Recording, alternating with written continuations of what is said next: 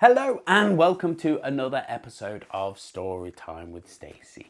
Today we've got a bit of a special take on the classic children's story Little Red Riding Hood. Perhaps you already know the story Little Red Riding Hood, about the little girl that wanders off into the forest, and then the wolf pretends to be her grandmother to try and eat her, but he doesn't get away with it in the end. Well, today's story is called Little Red Reading Hood.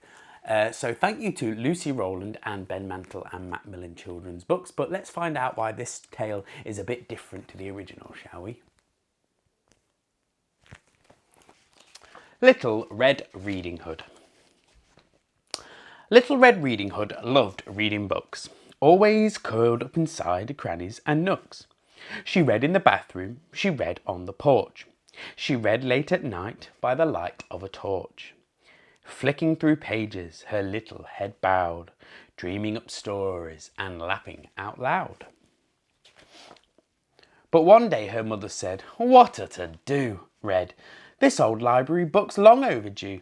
You must take it back to the library today. But listen, I've something important to say. Don't ever stray from the path in the wood." "Yes, Mum," said Red, as she pulled up her hood. As Red skipped along, it was lovely and sunny, but suddenly Red felt a little bit funny. A wolf jumped in front of her. Gruffly he said, "Where are you taking that book, Little Red?" "The library," she answered, "to hand it back in."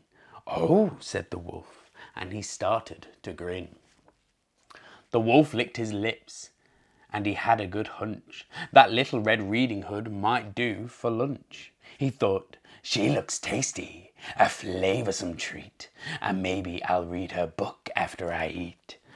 The wolf had a plan, so he said with a smile, "But why don't you stay here and read for a while?" Red was quite tempted. Her book was so good. So she strayed from the path, and she sat in the wood.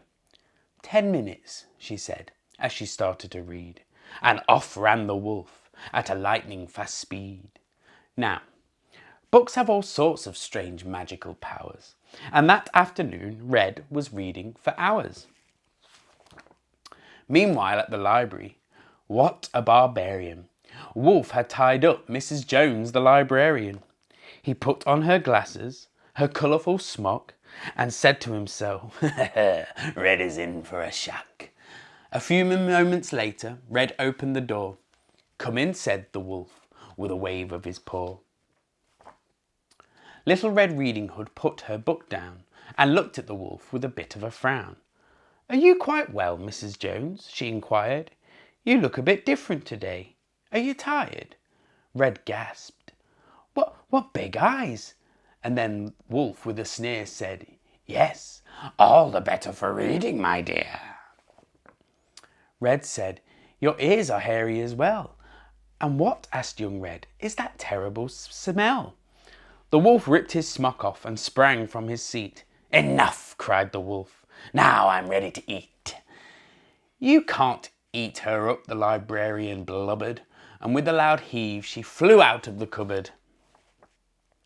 "That's just such an obvious ending," she sighed. "We've heard it before. You at least could have tried. The wolf eats the girl up. Well, that's nothing new." "What?" The wolf puzzled. "But that's what wolves do. Wolves are the bad guys. It says in my book." Little Red Reading Hood gave him a look. She sat by the wolf, and despite her unease, said, "Stories can end any way that you please." "You don't like an ending," Red Reading Hood said. "Then change it, arrange it again in your head. Just switch it and stitch it up some other way." The wolf nodded slowly and whispered, "Okay." A beanstalk grew up from the crack in the floor. "Come on," Snow White shouted, "it's time to explore." Peter Pan noticed the fairy dust settle. "And now you can fly," he told Hansel and Gretel. So back in her castle deep under the sea, the mermaid invited the wolf round for tea. Aladdin jumped back and he gave a loud shout as his old fairy godmother tumbled right out. He thought for a moment. "A book of my own, and this time the wolf won't end up all alone. He picked up a book about shoemaking elves, then started to chuckle and search through the shelves. I found it, he shouted, and danced a few jigs, then borrowed a book about 3 little pigs. Little Red Riding Hood walked through the wood, the moon shining down on her little red hood. She curled up that night with a book in her hands, and dreamt of huge dragons and magical lands. For whilst leaving footpaths should never be done, straying from stories is all sorts of fun. So that was Little Red Riding Hood. Thank you again to Lucy and to Ben and to MacMillan Children's Books.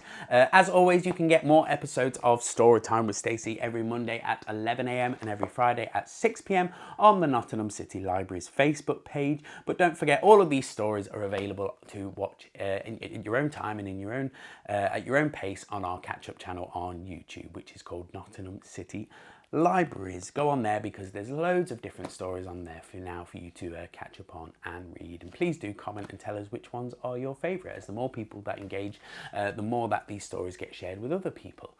Other than that, it's been lovely having you, and I'll see you again soon. Goodbye.